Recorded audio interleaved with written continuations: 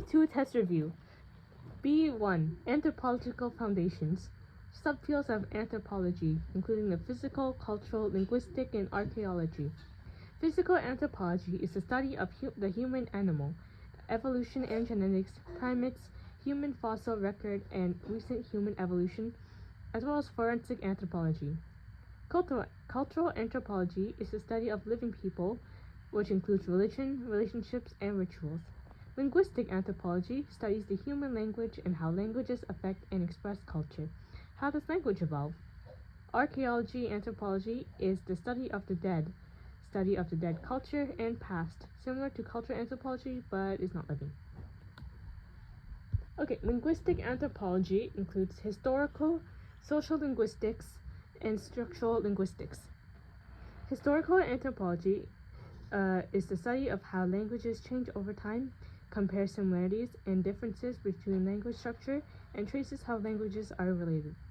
Social linguistic includes studies how people use language and adjust the ways they speak based on who they are, who they speak to, and where they are, based on culture.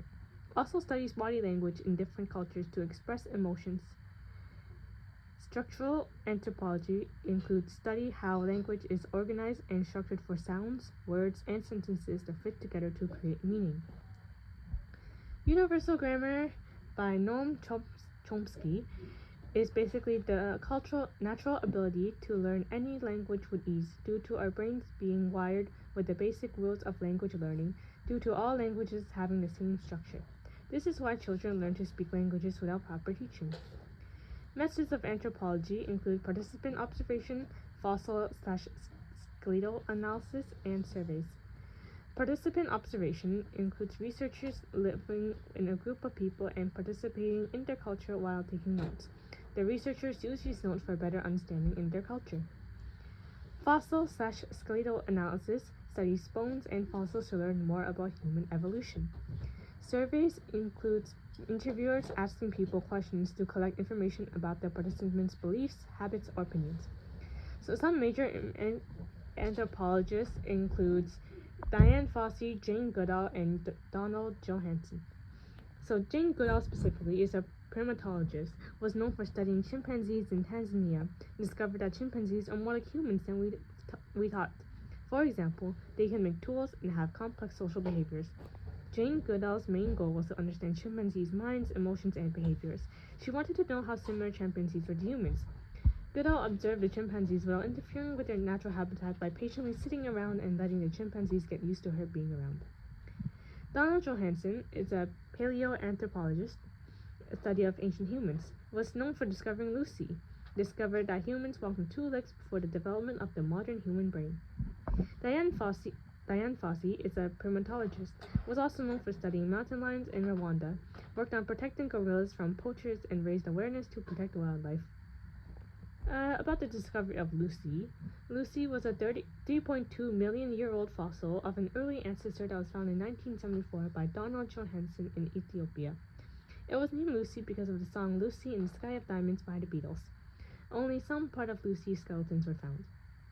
So the focus on physical anthropology, that focuses on how humans evolved, how our bodies evolved and work, and what makes humans unique, and how humans are also biologically connected to animals.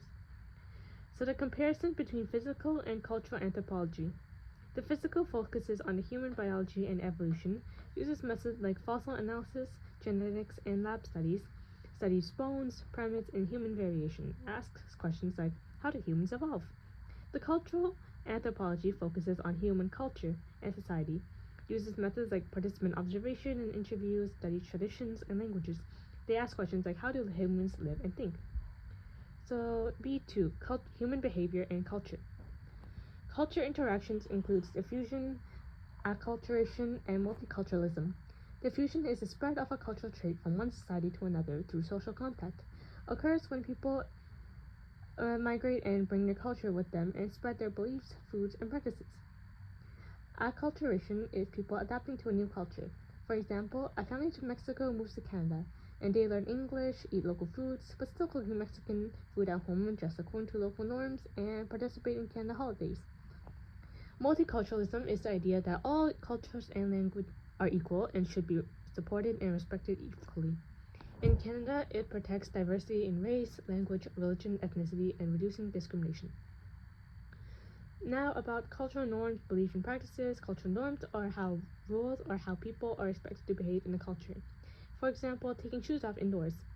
Cultural beliefs or ideas or values that people in a culture believe in. For example, respecting elders or individual freedom.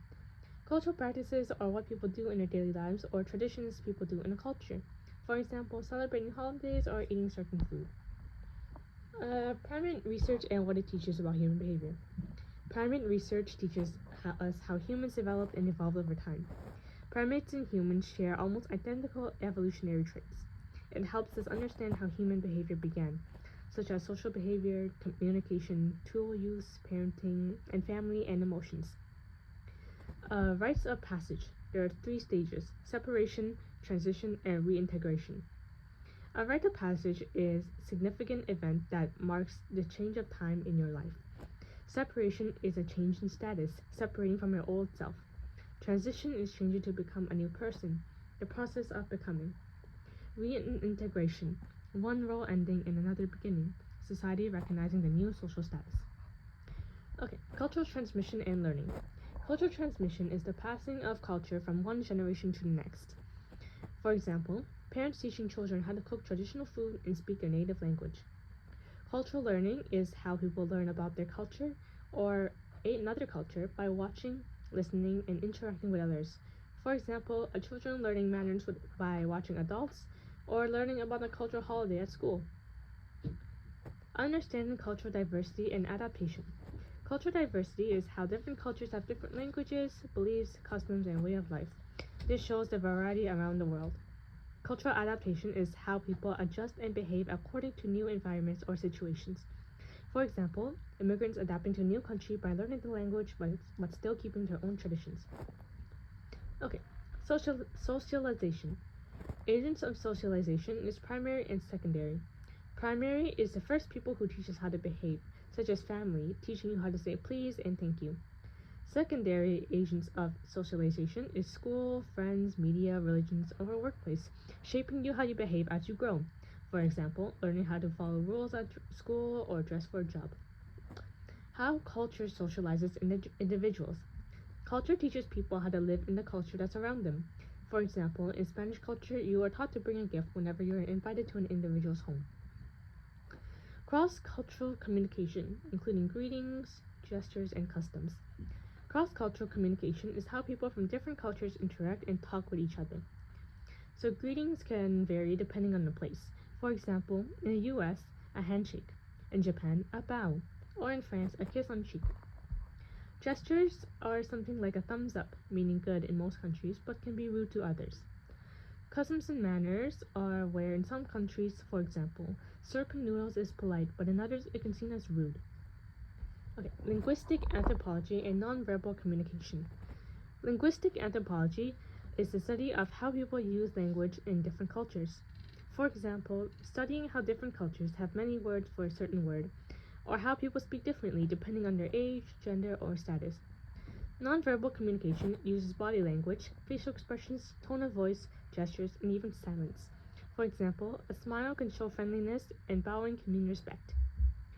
So the role of culture in shaping identity and behavior.